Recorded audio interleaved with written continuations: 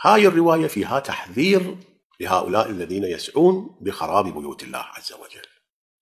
مو فقط يكون مصاب بالخزي في الدنيا والعذاب العظيم في الآخرة، في الآخرة خصمه رسول الله صلى الله عليه وآله، بل خصمهم الله عز وجل. الرواية عن جابر رضوان الله عليه قال: سمعت رسول الله صلى الله عليه وآله يقول: يجيء يوم القيامة ثلاثة يشكون إلى الله عز وجل. شنو هي هذه الثلاثة؟ المصحف والمسجد والعترة. شنو شكوى المصحف؟ يقول المصحف: يا رب حرقوني ومزقوني. ويقول المسجد: يا رب عطلوني وضيعوني. تعطيل تارة بهدمه وتارة بمنع الناس من إقامة الذكر فيه.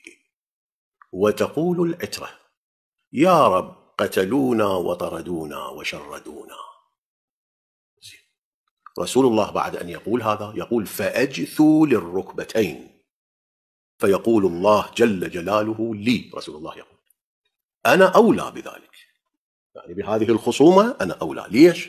لأن منع مساجد الله من أن يذكر فيها اسمه. كل واحدة من هذه الثلاثة أكو خصومة من رسول الله ومن الله، فكيف بمن جمع الثلاثة؟